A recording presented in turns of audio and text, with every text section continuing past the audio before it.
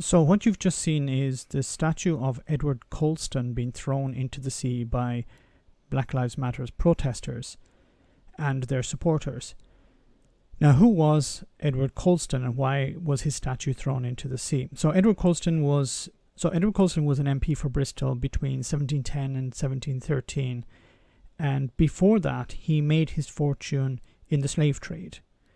Now, he, in a way, gave something back by helping to fund schools, almshouses, which were places for the poor, and he donated a lot of money to different causes in the Bristol area.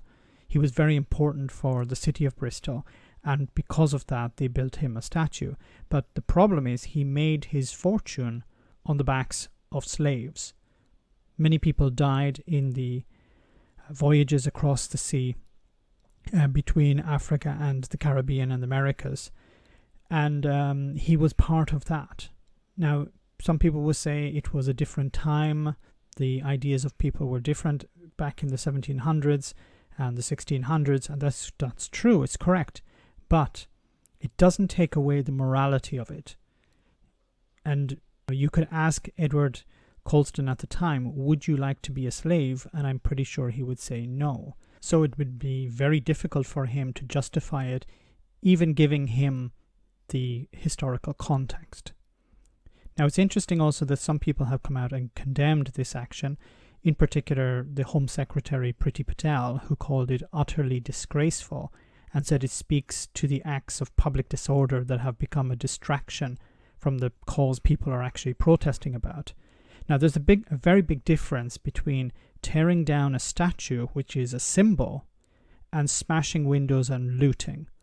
Now, of course, people will try to compare these and say that they are the same action, they are the same type of wanton behavior, but it's completely different. There's a very big difference in destroying a symbol and destroying something that's going to harm someone's lives. No one suffers, apart from Edward Colston if he's a ghost, but no one suffers if this image is destroyed. It's an image. It's a symbol. It's not someone's business. It's not someone's home.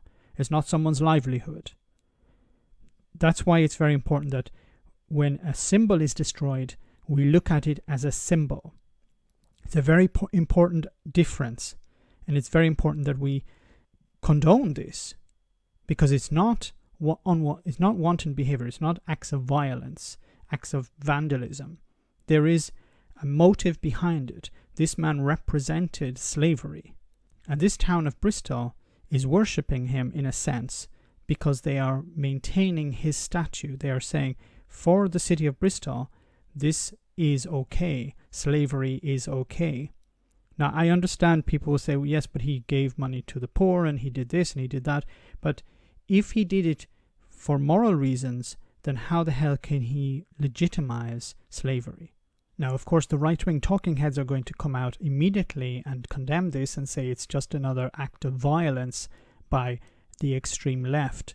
But they will not understand the symbolism here. No one was harmed. No business was destroyed. No livelihood was lost. This is about a symbol that represented something abhorrent, something that should never have existed, and was eventually relegated to the pages of history.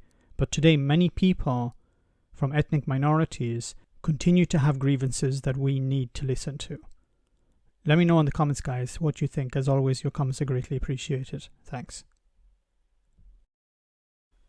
Why not become a Patreon and enjoy access to our Discord server where we share news, chat, and have some fun? If you become a patron, you can also make video suggestions on topics that are important to you. Check it out via the link in the description.